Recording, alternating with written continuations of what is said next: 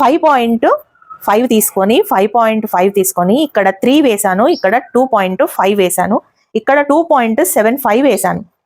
అంతే, ఎగ్జాక్ట్గా మనకు 9 ఇంచెస్ వచ్చింది. రైట్, ఇక్కడ ఇప్పుడు ఏ గ్యాప్ అయితే ఉందో చూడండి. ఇప్పుడు ఇంతకు ముందు నేను చూపించాను కదా, ఇందులోనే కొంచెం మిస్టేక్లనే మీకు ఈ ముడతలు అనేటివి వస్తాయి.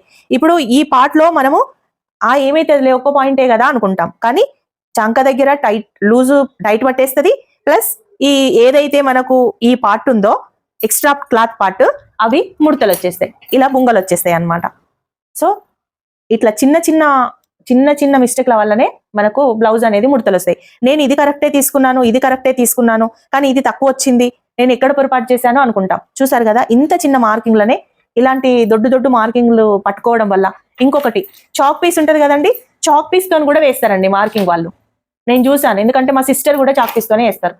చాక్ పీస్ తో వేసినప్పుడు ఏమవుతుందండి, ఇగో ఇది చాక్ పీస్ అని ఇంత మార్కింగ్ వేస్తారు. ఆ ఇంత మార్కింగ్ ఎక్కడ, ఆ కార్నర్ ఎక్కడ ఉంటది, అక్కడ వస్తుంది. అది ఆ చాక్ పీస్ తో వేయడం చాలా రాంగ్. అది ఒకవేళ చాక్ పీసే ఉంది మా దగ్గర ఏది లేదు అనుకుంటే, చాక్ పీస్ ని షార్ప్ గా చెయ్యండి, షార్ప్ గా చేసి ఆ షార్ప్ తోటి మీరు గీయండి, అలా కరెక్ట్ గా వస్తుంది మార్కింగ్. నేను ఇప్పుడు మీకు ఆ ఉద్దేశంతో నేను చూపించాను కదా, కొంచెం తేడాలతోటే మనకు ముడతలు అనేటివి వస్తాయి. ఓకేనా, ఇది సరి చూసుకోండి. ఎవరికైనా ఇలాంటి ప్రాబ్లం వస్తే సరి చూసుకోండి.